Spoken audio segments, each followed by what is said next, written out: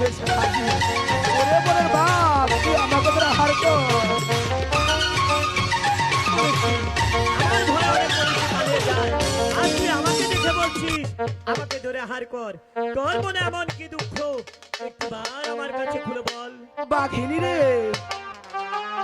আমার কিসের দুঃখ তুই শুনবি? তাহলে আমি বলছি, তুই শোন। আমার কেহ নাই রে, ধইরা খাওয়া মাঝে রে বনে বাগো। আমার কেহ নাই রে, ও এরা খাওয়া মারে রে বনে আগো। আমার কেহ নাই রে, ধইরা খাওয়া মাঝে রে বনে বাগো রে। এই আমার কেহ নাই রে, ও এরা খাওয়া মারে রে বনে আগো। মাতা বৌরি, পিতা বৌরি, বৌরি ভাই শাশুড়ি। আরে তুমি বাগরে দৌড়ি হইয়া, হবি বাগনে বহরি হয়া, তুমি বাগরে দৌড়ি হইয়া, দৌড়া খাওয়া মারে রে বহরে আগর।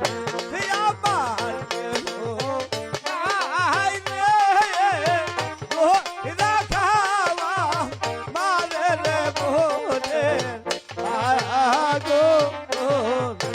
সর্বঙ্গ খায় রে নারে, নানা কি অবাকি। আমার প্রাণ বন্ধু আর জন্য রেখো রে।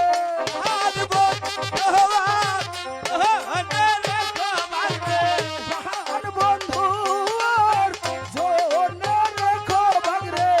আমার দুঃখী আখিরে বলে আগর। আমার কেহ নাই রে, ও এরা খাওয়া মারে রে বলে আগর।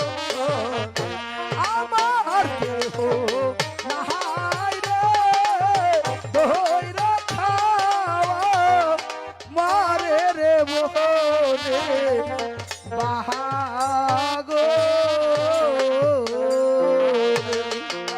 ওরে বোনের বাঘ, শুনলে তো আমার দুঃখের কথা।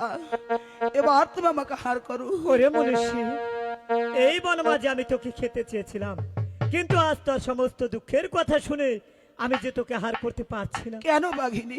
কেন যে হার করতে পারছি না তা তুই জানিস? তুই আর আমি যে সমান দুঃখের দুঃখী, একজন দুঃখী হয়ে বাঘিনী রে, আরেকজন দুঃখী। তোর আবার কিসের দুঃখ? তুই আমার দুঃখের কথাও শুনতে চাস? তাহলে শোন, তুই যেমন করে বিশাল রাজ্য ঘর বাড়ি ছেড়ে এই বনমাঝে একা এসেছিস, তেমনি আমিও একা। এই বনমাঝে যখন ছিল আমার দুটি বাচ্চা, তারা ক্ষুধার যন্ত্রণায় কান্না করতেছিল। তাদের কান্না থামানোর জন্য গেছিলাম তাদের কিছু খাবার আনতে। আমি সেখান থেকে ফিরে এসে দেখছি কোথা থেকে যেন এক চূড়ায় এসে আমার বাচ্চা দুটিকে চুরি করে নিয়ে চলে যায়। পৃথিবীতে আপন বলতে আমার আর কেউ নেই। বাঘিনী রে, তাই আর করতে পারছি না। আমারও তো কোথাও যাবার জায়গা নেই। আজ থেকে আমি তোর কাছেই থাকবো, তুই আমার তোকে কাছে ছেড়ে থাকবি? হ্যাঁ? আমি কোথাও যাব? তবে হ্যাঁ ঢোলা দাও, তবে চলো বাঘিনী।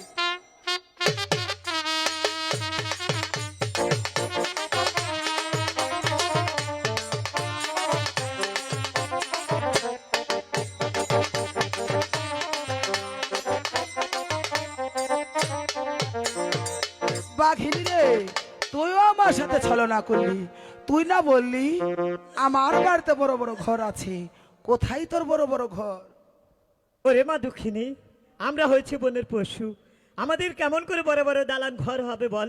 ওই তুই দেখতে পাচ্ছিস না একটি লতা পাতা ডেরা? তোরা মনীষী হয়ে যায় সব দালান কুটাই থেকে সুখ শান্তি খুঁজে পেয়েছিস, তুই ওই সামান্য লতা পাতায় ডেরায় থেকে দেখ, তুই তার চেয়ে বেশি সুখ খুঁজে পাবি। বাঘিনী রে, তুই ঠিকই বলেছিস।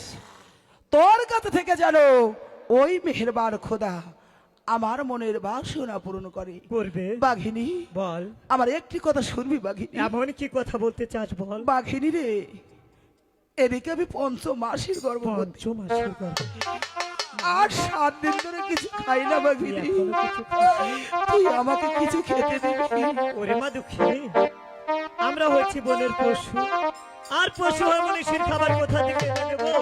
তার চেয়ে বরং তুই নিজে একটি কাজ কর না মা। কি কাজ করবো বাঘিনী? ওই তো দেখতে পাচ্ছিস না একটি গ্রাম, ওই গ্রামে গিয়ে ধারে ধারে ভিক্ষে করে তোর খাবারটা খেয়ে নে মা। না বাঘিনী, আমি এই কাজ করতে পারবো না। কেন? আমার এই দুটি হাত দিয়ে আমি কতজনকে কত কিছু দিয়েছি, আর আমি কেমন করে এই লোক মাঝে আমার দুটি হাত বাড়িয়ে দেব? আমি পারবো না বাঘিনী কাজ। ওরে মা দুঃখিনী, তুই ঠিকই বলেছিস। তুই যখন ছিলি রাজরানী, তুই হাত দিয়ে অনেক গরিব প্রজাদেরকে অনেক দান করেছিলি, আর ওই হাত দিয়ে কেমন করে ভিক্ষে করে খাবি? ফরহাদ ভাই। বেশ, তোকে যে আমি আর ভিক্ষে করতে বলবো না। ও মা, তুই না একটু আগে আমাকে বললি ওরে মা বাঘিনী, আজ আমি 5 মাসের গর্ভবতী, হ্যাঁ তোর বাঘিনী। পেটে সন্তান রয়েছে, সেই সন্তানের কথা কেমন করে ভুলে গেলি? তুই কি ভেবে দেখেছিস যদি ভিক্ষে করে না খাস, তোর পেটের সন্তান না খেয়ে মারা না যাবে? বাঘিনী, না, তুই কথা মুখে বলিস না বাঘিনী। আমি যে আমার সন্তানকে নিয়ে বাঁচতে চাই, আসতে হলে যেতে হবে। আমি যাব হ্যাঁ, আমার সন্তানকে বাঁচানোর জন্য। আমি লোক মাঝে দুটি হাত বাড়িয়ে দেব, আমি যে আমার সন্তানকে নিয়ে বাঁচতে চাই। দেরি করছিস কেন? বেরিয়ে পড়।